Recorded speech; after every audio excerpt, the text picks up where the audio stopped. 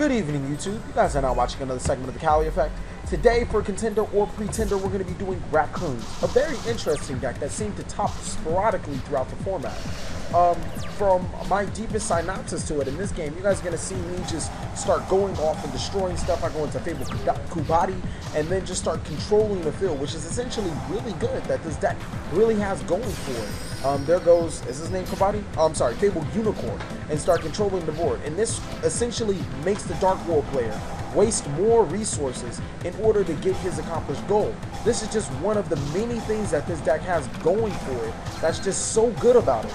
But, I mean, there's a couple of your bad things that it has going too. It's not too great in the monster count department, whereas if you run a huge load of monsters, Obedience School really won't get you a lot. You can run the burst limit, whatever that requires 2,000 life points. The ability to go Notoria Beast on itself basically makes your opponent shake their hand, because there's not much something like a Dark World player could do other than go Grapha, which is easily handled with your tons and tons of back row that you run. So it really shouldn't be a problem at all. This deck is just really good at doing that, creating mismatches where the opponent can't overcome. But like I said, the flip effect thing, it just hurts so much. It hurts the credibility and the ability for this deck to make plays outside of that initial synchro push or anything else you could have made. This guy just has literally nothing to play because of Notoria Beast, and that's one of the deck's strongest points that it has. It's really good at making that Notoria Beast, going from there, creating just so many more plays. So let's just get into the next game, because this is, whoo, that's a lot of damage on board.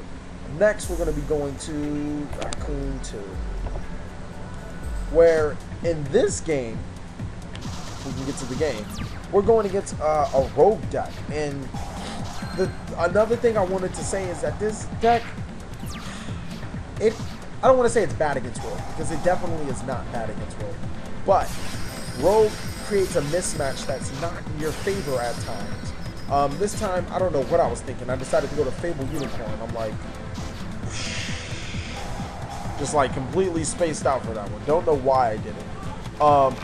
The opponent, oh wow, he went to a lot of nothing.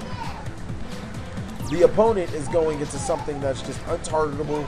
Can't really, like, he's making a move that I can't do, or moves that I wouldn't be able to normally make current moves under. But I get extremely lucky, draw the Mystical Space Typhoon, and then I just get to hit him for a lot of damage right there. He's going to come back, I think, with the Dark Hole. Really going to set me back, but not really. Because, I mean, I still have the Sindeu, I still have back row, I still have a lot of options. And this is probably the card's worst enemy right there. It's Kaiser Coliseum. It just hurts so bad to have a card like that. Fortunately, I ripped the next card and just go into the Sindeo lock. And that's just what this deck really has going for it, is that Sindeo lock. This guy, he has a lot of power through this Amazonas deck. I'm sitting there like, why are Amazonas so strong? They're just so good. And he's creating some soft locks by, if I do destroy his Paladin monster, or his Amazonas monster, he gets another one. If I attack it, I take damage. This one gets attacked, this, that. It's just so much frustration. So I'm just like, forget it. We're going to go into Junk Synchron. We're going to hit for tons and tons of damage, and we're going to see if that works in essence. We do still have the Junk Warrior lock, and the reason why I got over his Amazonas Swordswoman is so he couldn't go into Arcanite to get rid of my Junk Warrior, because then we'd be in trouble.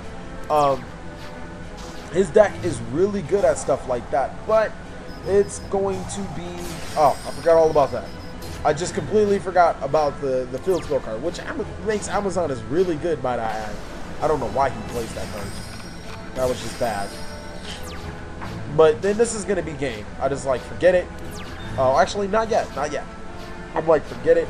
And I guess it's something that this deck has to have, is versatility inside of the extra deck, because Mistworm just says no.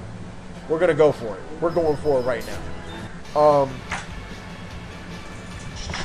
Another example of Raccoons, because we've already addressed their biggest weaknesses. mass destruction. If this guy ever had the opportunity to get off his Fire King Avatar Runics, his Sacred Phoenix of Nephthys, I would have been just completely screwed. There would have been nothing I can do. I would have been completely locked out of the game. When you play a deck like this deck, when you play this game, I'm sorry, you can't particularly get locked out so easily from your combos because it will cost you the game. This guy just goes Blind Typhoon, and I knew I had it. I just knew I had the game. Then he summons Wolf Quark, and I guess he tries to summon his Flamebell Fire Dog, but that wasn't happening either. So I take advantage of the mythical beast being played in my deck. He doesn't decide to Solemn, which I did read, and then just go into double Sindayu lock. Like I said, extremely tough to get over. One of the best things that this deck has going for it is that Sindayu lock. He actually draws complete nothing and just scoops the board, because next turn, I mean, I don't think as much he could have done. The last game for Raccoons.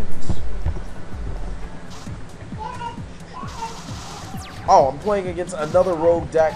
I guess I like the biggest thing about this deck is his ability to play massive amounts of back row. This deck flows so well with back row, as it does get to stop the opponent, it does dwindle the opponent's resources, and it does prevent the opponent from doing this and that.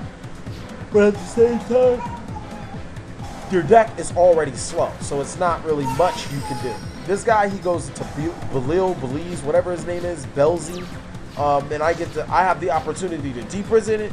If not, I do have Wind Up Kitten for these type of situations. So like, I'm just all set on this type of guy right now. He's going to be able to draw that one for Maxi, and I'm not committing any more to him. I'm just going to hit him with the 1300 and pass. He's going to go ahead, and I believe he goes into a Caius play right now, which ultimately I do take a lot of damage, but sets him back completely, and I'm allowed to go into my Junk Synchron play the next turn. I'm not 100. Actually, I go into Frozen Fitzgerald, which again is just one of those premier perks of playing this deck. Being able to go into a card like Frozen Fitzgerald, your extra deck, I'm not completely done with it, but it's pretty unique because you have to run just about one of every level. The only ranks you should be running is rank 2, and Gotcha Content 2 is just for my tokens to be able to get over the monster that it copied, which is sometimes on the opponent's side of the field. This guy, he can't muster a comeback at this time around. Sindayu's going to get the token. I'm going to Wind Up Kitten his monster, and then I'm just going to swing for Frozen Fitzgerald for game, denying any of his abilities to come back. This deck is good. Don't get me wrong. It's still missing a couple of things to support the deck. It needs a Pata Avarice-like card, and it needs a way to be able to mitigate the cost of having to set monsters on the field.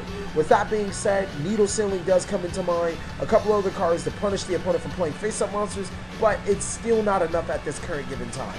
This deck is definitely a pretender for now. Hopefully some more support comes out to make it just amazing, because this deck has so much potential. Thank you guys for watching another segment of TheCaliEffect. Please like, comment, subscribe, and most of all, enjoy.